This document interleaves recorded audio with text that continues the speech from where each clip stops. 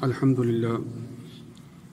لله رب العالمين والعاقبة للمتقين والصلاة والسلام على نبيه الكريم أما بعد فأعوذ بالله من الشيطان الرجيم بسم الله الرحمن الرحيم إن الله وملائكته يصلون على النبي يا أيها الذين آمنوا صلوا عليه وسلموا تسليما اللهم صل على سيدنا ومولانا محمد وعلى آل وأصحاب سيدنا ومولانا محمد وبارك وسلم عليه. سامعین محترم، پچھلے جمعۃ المبارک کو بھی رسول اللہ صلی اللہ علیہ وآلہ وسلم کی ذات اقدس پر درود و سلام بھیجنے کی فرضیت و فضیلت پر گفتگو کی گئی تھی. اسی تسلسل میں آج بھی کچھ درود پاک کے فضائل اور درود پاک صلی اللہ علیہ وآلہ وسلم کی ذات پر نہ پڑھنے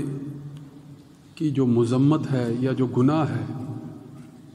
اس کی طرف تھوڑی سی نشاندہی کرنی ہے تاکہ یہ موضوع کچھ مکمل ہو جائے. تو ربیع الاول اور ربیع الثانی کے ان 2 مہینوں کے اندر ہم نے سیرت طیبہ کے حوالے سے تسلسل سے ایک طویل گفتگو کے ذریعے سے سیرت طیبہ اور حقوق مصطفیٰ صلی اللہ علیہ وآلہ وسلم پر موضوعات پر گفتگو کر کے جو سمجھ لیں کہ سیرت طیبہ اور اسوہ حسنہ کو سمجھنے کا جو پہلو، اس پہلو سے ہم نے بہت سی باتیں، بہت سے موضوعات پر گفتگو کی ہے. اب جو ہے وہ آج کی گفتگو اور ایک گفتگو اس کے بعد اس انداز سے کہ جامعیت کے ساتھ موجودہ دور کے تناظر میں، موجودہ حالات کے تناظر میں سیرت طیبہ کس طرح سے ہمارے لیے مشعل راہ ہیں، اس پر جو ہے وہ ایک پہلو سے گفتگو کرنا اس لیے ضروری ہے کہ موجودہ حالات بھی سامنے آ جائیں اور سیرت طیبہ کے موضوع کا مکمل استطاعت کے مطابق جو ہے وہ احاطہ بھی ہو جائے. مگر اس سے پہلے ایک آخری بحث کے طور پر رسول اللہ صلی اللہ علیہ وآلہ وسلم پر جہاں درود و سلام پڑھنا ہے، وہاں اگر اس فریضے کو کوئی سر انجام نہیں دیتا، اگر اس میں کوتاہی کرتا ہے تو اس کے لیے کیا وعیدیں ہیں یا اس کی مذمت کس طرح سے کی گئی ہے. کچھ روایات ہیں، میں وہ آپ کے سامنے رکھنا چاہتا ہوں. یہ کتاب الشفاء قاضی ایاز مالکی جو ہیں، قاضی ایاز مالکی کی کتاب الشفاء، بڑی کتاب الشفاء بحقوق المصطفیٰ، یعنی آپ صلی اللہ علیہ وسلم کے حقوق کیا ہیں، امت پر کون سی چیزیں لازم ہیں، بڑی تفصیل سے 2 جلدوں میں انہوں نے باتیں جو ہیں وہ رکھی ہیں ہمارے سامنے. تو اسی سے چند روایات کا جو ہے وہ انتخاب کر کے میں آپ کے سامنے رکھنا چاہتا ہوں تاکہ جو افراد غفلت میں مبتلا ہیں اس حوالے سے درود و سلام آپ صلی اللہ علیہ وسلم کا نام نامی سامنے آ جائے، آپ کا ذکر خیر سامنے آ جائے اور توجہ ان کی نہیں ہوتی، تو جو غفلت میں مبتلا ہیں ان کے لیے تذکیر کا ایک پہلو ہو جائے کہ وہ اس غفلت سے نکل آئیں. تو سب سے پہلی روایت حضرت ابو ہریرہ رضی اللہ تعالی عنہ سے مروی ہے کہ رسول اللہ صلی اللہ علیہ وآلہ وسلم نے ایک موقع پر فرمایا کہ خاک آلود ہو اس شخص کی ناک، یعنی خاک آلود ہونا مراد یعنی وہ فرد جس فرد کو آپ دیکھیں کہ وہ خاک میں لتھڑا ہوا ہے یا گرد و غبار سے اٹا پڑا ہے تو اس کی حالت جو ہے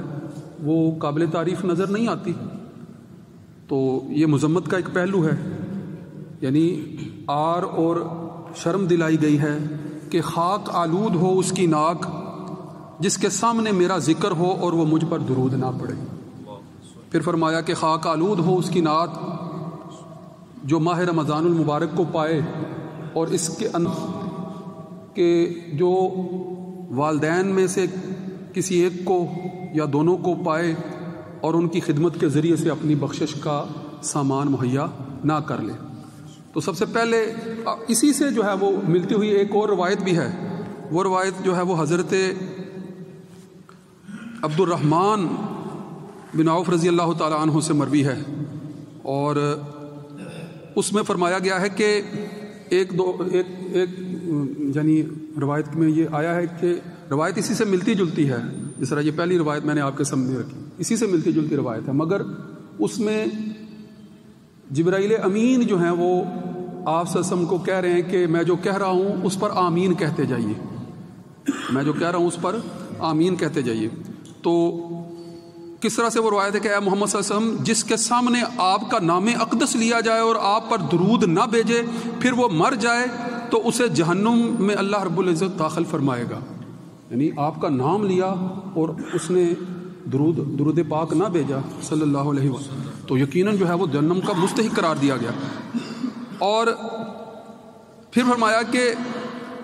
جس نے رمضان المبارک کو پایا، اور پھر تیسری روایت میں تیسرے حصے میں وہی کہ والدین کی، یعنی آپ صلی اللہ علیہ وسلم کے سامنے جبرائیل امین یہ الفاظ دہرا رہے ہیں اور آپ جو ہے جواب میں آمین کہتے چلے جا رہے ہیں، تو یہ سخت وعید ہے اس اعتبار سے۔ پھر حضرت علی ابن ابی طالب کرم اللہ وجہہ سے بڑی اہم ایک روایت ہے کہ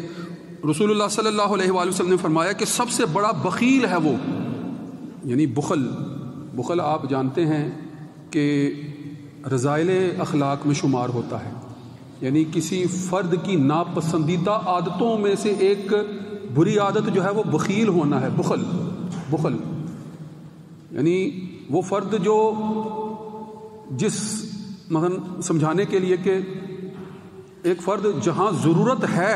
جس چیز کے کرنے کی ضرورت ہے اس عمل کو اختیار نہیں کرتا، جہاں مال خرچ کرنے کی ضرورت ہے وہاں جو ہے وہ مال خرچ نہیں کرتا، اور جہاں مال خرچ کرنے کی ضرورت نہیں ہے وہاں خرچ کرتا چلا جاتا ہے اور بے جا خرچ بھی کرتا ہے۔ تو اسراف و تبذیر اسی ضمن میں کہ جہاں مال خرچ کرنے کے لیے جو ہے وہ جس قدر ضروری تھا اس سے بھی کم خرچ کر رہا ہے، بلکہ نہ خرچ کرنے کی طرف توجہ کر رہا ہے، تو یہ بخل ہے۔ تو بخیل ہے وہ شخص جس کے سامنے میرا ذکر ہوا اور وہ مجھ پر درود نہ بھیجے۔ مثلا آپ غور کریں نا کہ انسان اپنے وجود پر غور کرے اور غور کرے کہ اس کے پاس خود کا اپنا اس کے پاس ہے کیا وہ اپنی مرضی سے سانسیں لے سکتا ہے؟ کیا اس کا اپنے دل کی دھڑکنوں پر اختیار ہے؟ وہ بولتا ہے، وہ گفتگو کرتا ہے، وہ محسوس کرتا ہے، وہ چکھتا ہے، اسی طرح حرکت ہے، حرکت کے ذریعے سے وہ بہت سے اپنے فائدے کے کام کرتا ہے۔ قوت گویائی اس کو اللہ رب العزت نے عطا کی ہے، جس کی وجہ سے وہ اپنا ما فی الضمیر جو ہے وہ دوسروں تک پہنچاتا ہے۔ یہ بات سمجھیے گا کہ انسان جو کچھ بولتا ہے، جو گفتگو کرتا ہے، اس کے لیے وہ بظاہر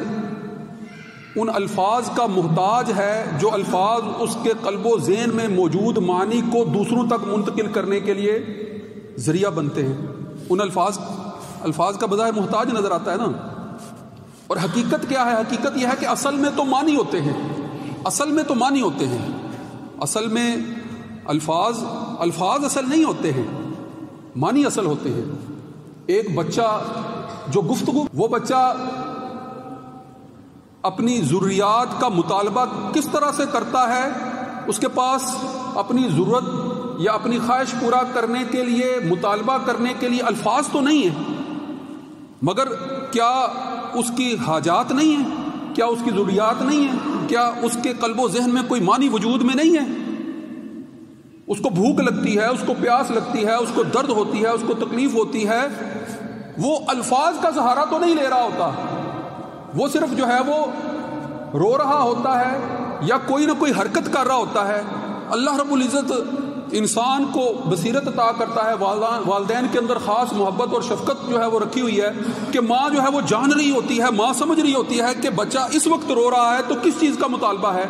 یہ بھوک کی وجہ سے رونا ہے، پیاس کی وجہ سے رونا ہے، اس کی ضروریات کا اس کو علم ہے۔ اللہ تعالیٰ نے خاص اس کے اندر جو ہے یہ مادہ رکھا ہے کہ وہ محبت اور شفقت کی وجہ سے ہر ضرورت پر جو ہے وہ نظر رکھتی ہے۔ کھانا دیا، دودھ پلایا جا چکا ہے، پیاس نہیں ہے، بھوک نہیں ہو سکتی، یہ تکلیف جو ہے وہ اس کے علاوہ کسی چیز کی تکلیف ہے، وہ جان رہی ہوتی ہے، وہ پھر جو ہے وہ خود نہیں پہچان پا رہی ہوتی تو پھر کسی نہ کسی معالج سے جو ہے وہ رابطہ کرتی ہے اور جا کر اس سے پوچھتی ہے، وہ دیگر علامات کا مشاہدہ کر کے بتا دیتا ہے کہ یہ اس تکلیف میں، یہ اس درد میں، یا اس بیماری میں مبتلا ہے۔ بچے نے یہ تو نہیں بتایا ہوتا، ہاتھ بھی نہیں لگا کے بتا پا رہا ہوتا کہ اس کے جسم کے اس حصے میں درد ہے یا تکلیف ہے، وہ تو صرف رو رہا ہوتا ہے، مگر مشاہدہ کرنے والے اس نتیجے تک پہنچ رہے ہوتے ہیں کہ سابقہ اس طرح کی حرکات و سکنات یا علامات جو تھیں اس کے نتیجے میں یہ مسائل پیدا ہوئے تو اسی کو یہ مسئلہ تو نہیں ہے، پھر اس پر غور و فکر کرتے ہیں، انویسٹیگیشن کرتے ہیں، ٹیسٹ کرواتے ہیں، تو مسئلے کی حد تک پہنچ جاتے ہیں۔ یہ بات میں اس لیے سمجھانے کی کوشش کر رہا ہوں کہ اصل معنی ہوتے ہیں جو قلب میں ہوتے ہیں، اور